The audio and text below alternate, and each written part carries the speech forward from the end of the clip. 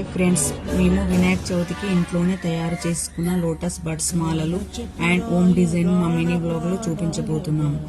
First news paper ను buds లాగా తయారు చేసుకుని వాటిపైన పింక్ కలర్ క్లాత్ ను పెటల్స్ లాగా కట్ చేసి ఇలా అతికించాము.